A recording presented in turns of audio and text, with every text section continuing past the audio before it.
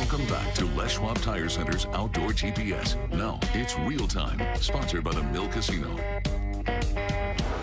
Welcome back, everyone. Thank you very much for joining us this morning. And one of the best parts about GPS is that we are live, right? And that means we can bring you real-time interviews like right now. We've got Steve Leonard. He's the owner-operator of Steve's Guided Adventures, and he's easily one of our best guides out there chasing springers. And Steve, it looks like the rain picked up on you. It just started, just a little bit, not much. Well, Ain't gonna slow us down. That's the perfect rain for spring Chinook fishing, not coming sideways and 35 degrees. Yeah, there's no wind, man. It's awesome. It's perfect. Okay, he said the W word, not me. I'm knocking on wood for you so it doesn't come up. So, Steve, give us an idea of where you're at. You don't have to tell us the rock you're standing on, but I already can tell where you are. But give us an idea where you are and what you're seeing so far this morning. Yeah, so I'm at Bachelor Flats where I started this morning. We started off on a high tide, and we're just trolling the flat. Here's where I'm starting. Now, we're on our 5th pass right now. We've seen 4 fish caught. I just seen one more caught behind me when we made the top of the run here. So there's a few being caught, not red hot by no means, but there is some fish around. So this is what we're going to start out at. I'll work my way down the Warrior Rock area. It'll be my next move, and then we'll see what happens there. If not, we're going to hit the channel. Okay, so you're down in that lower river. Are you just kind of doing the typical thing, Steve? Or are you just dragging fish flash and herring, or are you doing anything different today?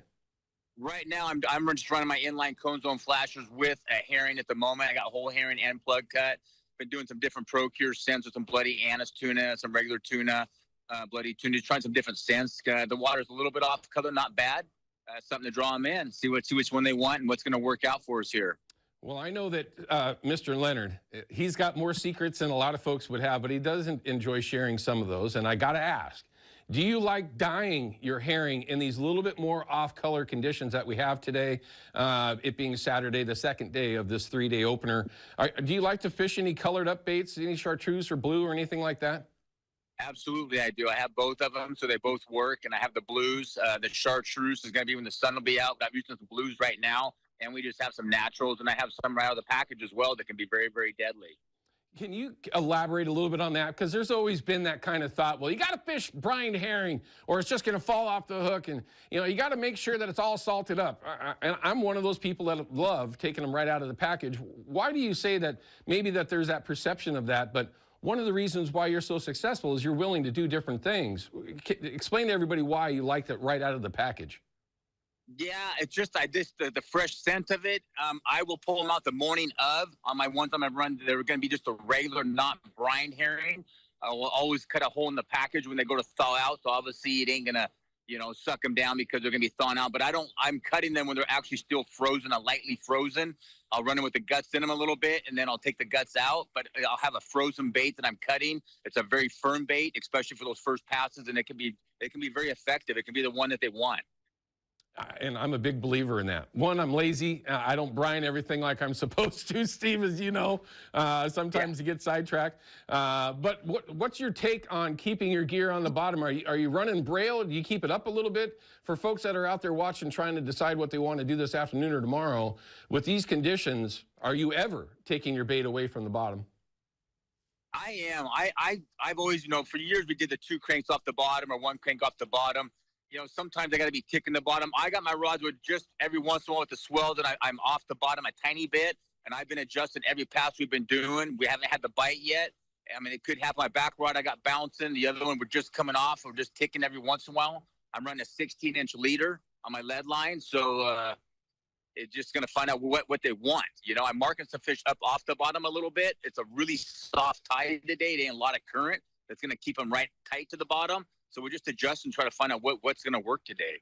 God, I hope everybody just paid attention to what one of the best springer fishermen just told you. That water isn't moving that fast right now, and the fish are willing to get off the bottom a little bit. They're not going to come up like they are in the fall, but in that slower water conditions he's in now, they will kind of get off the bottom a little bit, whereas dragging isn't always the only way to go. So I'm glad that you mentioned it that way. So what's your plan as you go through the rest of the day, as that tide changes? Are you going to change tactics? I know you mentioned that you might end up in the channel. Yes. I'm not going to really change tactics. I might change the areas, and I do a lot of uphill trolling as well. Oh. When I fish that Warrior Rock area, which I'm headed to, that confluence where the channel dumps in, all that area, I'll troll uphill when that tide's getting to the low end of it. both directions. You don't got to reel your gear up and run back and forth. I'm keeping the gear in the water, and it's that optimal time when they're going to be biting.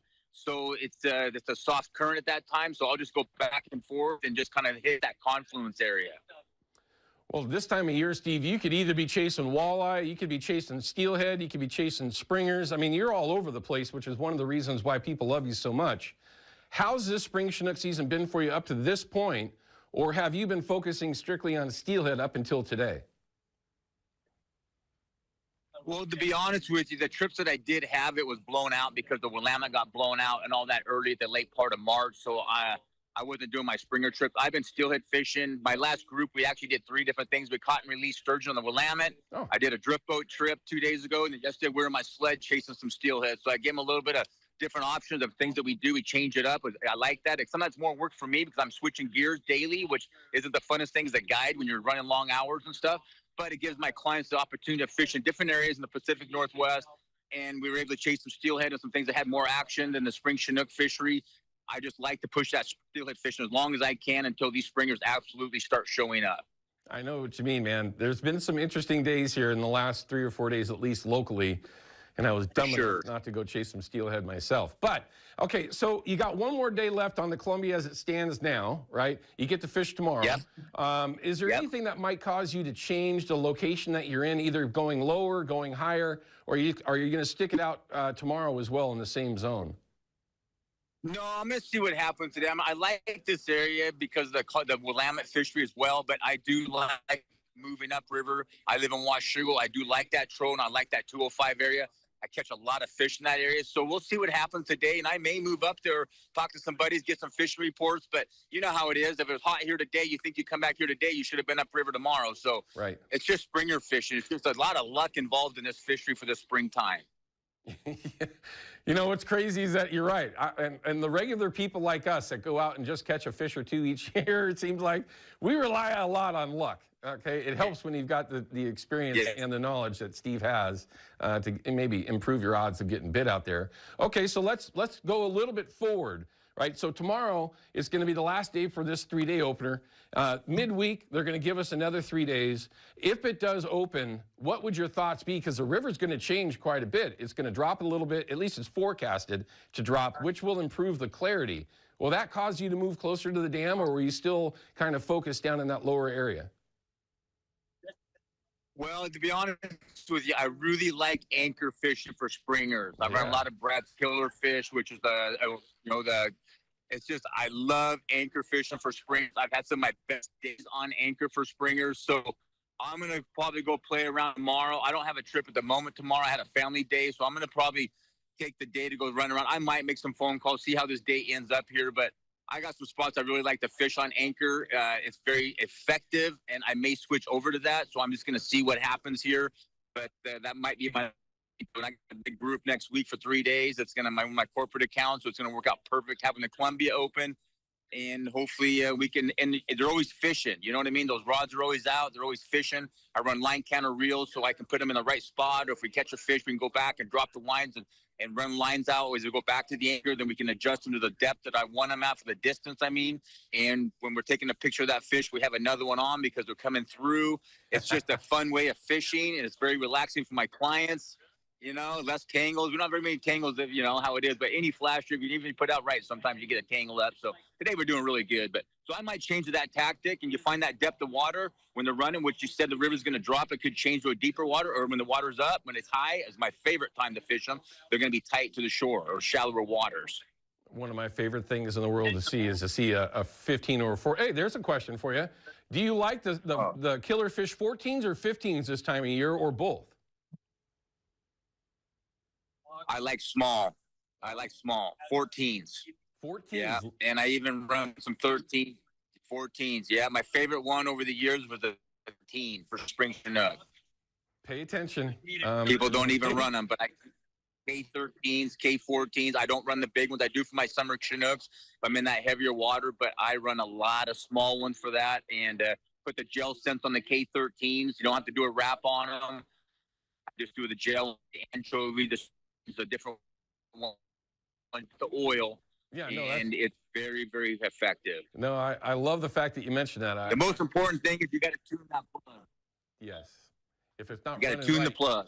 if you're not running it right, you're going to miss the opportunities to get bit. Any availability for some of the folks that are watching this morning, Steve, to get out with you? Yeah, I have a few days. I don't have them right here in front of me. I can't pull them up, but I just got to run all the way through May. I'm fishing different areas, so I do have some openings.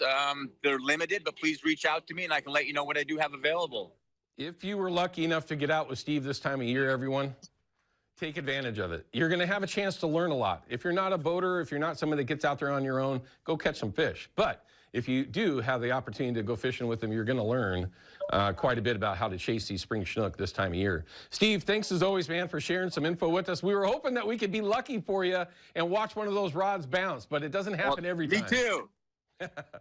Next time, we'll I know, hopefully make it that'd happen. be epic if it was, so. Hey, that'll work. All right, buddy. Thank you so much, guys. And tight lines to you out there. Thanks, Steve. Again, sir, we appreciate your time. Be safe out there. That's Steve Leonard from Steve's Guided Adventures. And I know I say it all the time, but if you do get that chance with Steve or any of our guides that we talk with here, it will help you learn quite a bit. All right, we're going to take a quick break. When we come back, we're going to wrap it up, and we got another one lined up for you tomorrow. More live reports and special guests in the studio. We'll be back with that in just a minute.